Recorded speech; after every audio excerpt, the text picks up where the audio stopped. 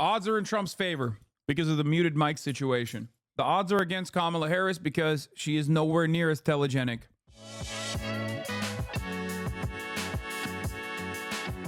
Now let's get back to the debate tonight.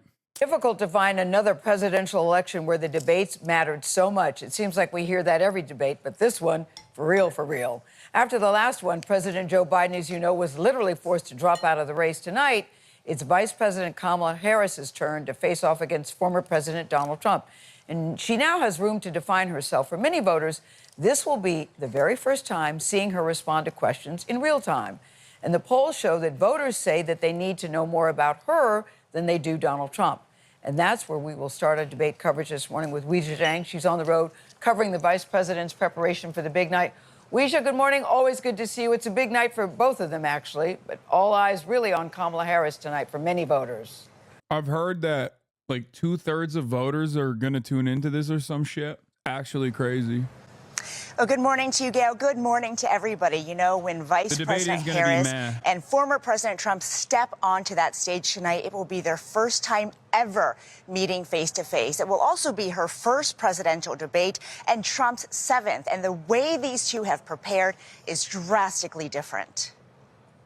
How are you feeling? Vice President Harris spent the night in Philadelphia after a 5-day stay in Pittsburgh, where she held extended mock debates with a stand-in for Trump, a former aide to Hillary Clinton who even dressed like the former president. Harris's team built a stage with bright lights to replicate the environment she will face tonight as she braced for Trump's tactics. There's no floor for him in terms of how low he will go. And we should be prepared for that. We should be prepared for the fact that he is not burdened by telling the truth. The setting will be familiar to Trump, but he has spent days tempering expectations. You know, if I destroy her in the debate, they'll say, Trump suffered a humiliating defeat tonight, no matter what. The two will not be able to engage in a tit-for-tat because the mic will be muted if it's not their turn to talk. Harris's team fears that will hamper her ability to prosecute the case. Yeah, she's not very good at being concise and clear and hitting talking points. She is very good at cross-examining people, obviously, because she's a prosecutor, and she's not going to be able to do that. So she's already coming in with like training weights on. It also sucks because they're depriving us of content. Obviously, I care about that pretty much more than anything else at this point because I've completely lost faith that the Democratic Party is actually going to do anything good. Like, we'll see. Chairman, wow. Okay. So as far as I know, Trump was, dude, listen, you're Canadian, man. Okay. You already admitted that in the chat. I'm not trying to have this conversation with you. Okay. I already have enough American liberals to deal with. I don't want to talk to some uneducated Canadian liberal on the matter, like relitigation of 2016 era memes. Okay. No, it's not happening. Sorry. Just enjoy what remains of your current social healthcare structure before they gut that. Okay. Because it's coming. It's coming for you. Get excited about that. You know, everything that you see here in the United States of America in terms of like how our politics operates, it'll happen. And you will probably be doing the same like lesser evil voting advocacy for Justin Trudeau that you have done thus far, I suspect. And you won't understand how like neoliberalism gutted your institutions. I mean, it's already there for Canada. It is, you know, America's hat at the end of the day. Anyway, as I've stated, I have no expectation from tonight's debate. I do know this, though. The odds are in Trump's favor because of the muted mic situation. The odds are against Kamala Harris because she is nowhere near as telegenic. Okay? Kamala Harris also is held to a different standard. Democrats are held to a different standard by mainstream media. Donald Trump can lie as much as he wants to. Donald Trump can flip-flop on positions as much as he wants to. And the media does not hold him accountable in the same way that they hold the Democratic Party accountable. Why? Because the media still treats the Democratic Party as adults in the room. So they do get that benefit. They do get the benefit of being treated as adults in the room in the eyes of the broader electorate, but they also get that double standard. Sorry, them's the rules, all right? It doesn't matter. You can complain about it. You can cry to the referee all day, every day. It does not matter. Shut the up and work against the odds. If you're a politician, you know this already. I'm a dumbass Twitch streamer. I don't even wear sleeves half the time any longer, and I know this. If I know this, You know it too. It's your job. Now, the problem is, I don't think Kamala Harris is capable of this. I've been thinking about this a lot in terms of like Donald Trump going out and doing these like big podcast moves, you know, trying to activate people that normally do not participate in the electoral process. Could Kamala Harris do that? No, she can't. Whose show is she going to go on? Mine? What's she going to do? Like, can you imagine a conversation between her and Theo Vaughn? I can't. No, we're not talking about The View, chat. Like, she'll go to The View, but that's already mainstream media. She's not even doing mainstream media. You say Pod Johns. All of her surrogates have been on the Pod Johns. Name one Pod John appearance that any of her surrogates have done that has ever hit the same level of mainstream coverage as Donald Trump going on Theo Vaughn. One. I don't think she can do it.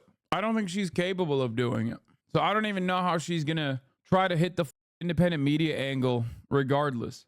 She should go on the I've Had It pod. She has. You didn't even know that. See? That's my point. Of course, this was before she became president, but still, it was before she became the candidate. She could play Among Us like AOC did law, get that Gen Z vote. AOC is capable of conducting these sorts of interviews as a surrogate, but I don't think Kamala Harris is. That's all I'm saying. Tim Walz could do it, but it's still not Kamala Harris. Right now, what you're seeing is Donald Trump hitting the independent media angle and JD Vance hitting the news outlets. Kamala Harris has not hit any of the news outlets. She did one interview.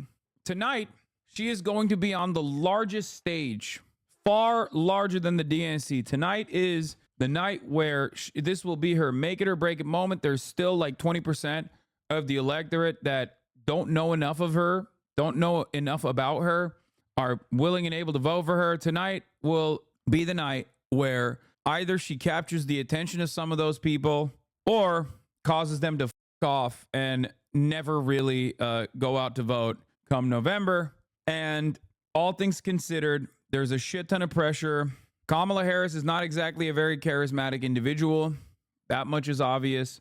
And beyond the fact that she is not exactly a very charismatic individual, Kamala Harris also has a litany of complications that she must overcome. She is going to get hit on a lot of these things that she's already gotten hit on. Not by Donald Trump, mind you, by ABC.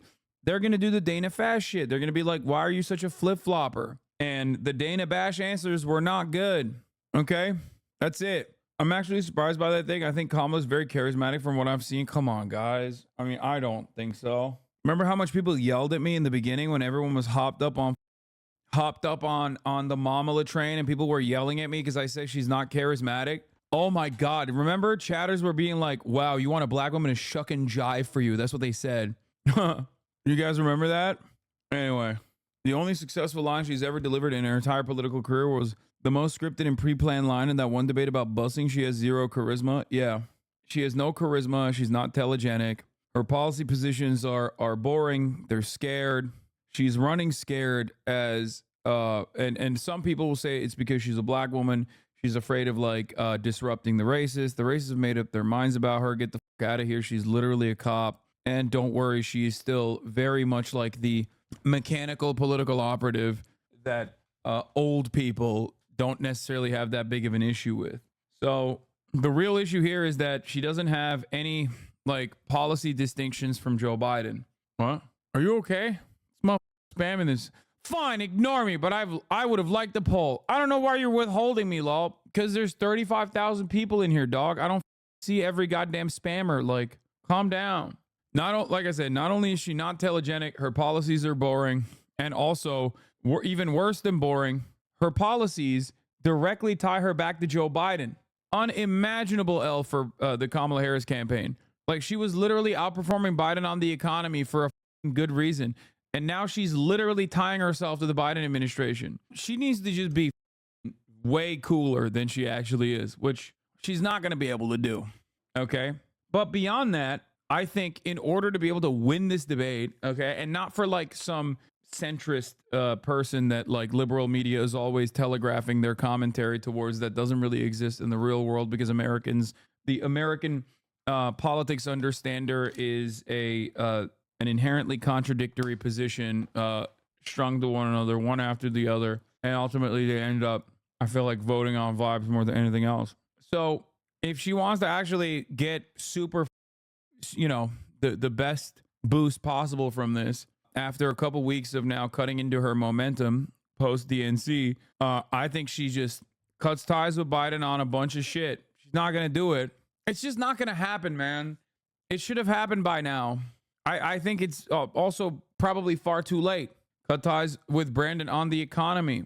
Or rather, not cut ties with Brandon, but like be like, listen, the Brandon admin did a lot of good stuff. I worked on some of it. Okay, but our work is not done yet. We got to do more, which she kind of does on that front. I think at this point, you should just keep saying she's 100% going to lose if she won't turn around. But I don't believe that. I don't believe that at all. I still think that she has a shot of winning this election. It's just unimaginably close for no reason. Debates in a cycle, and this is the only one on the books, and there's a chance that these nominees do not agree to another one. So to your point earlier, Gail, this is also maybe her one chance to make sure Americans know who she is and her team knows the pressure is on.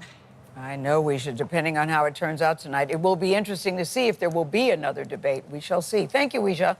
It's just so funny because, like, the Democrats keep running towards the Republicans in terms of their positions and then are shocked that the race is close. It's like, bro, you're literally bouldering in their direction. Why the would you think the race is any different then? Americans see it and they're like, I don't know. And then they're like, oh, I don't get it. I don't know why this race is so close. It's like, bro, just make some, distinguish yourself a little bit.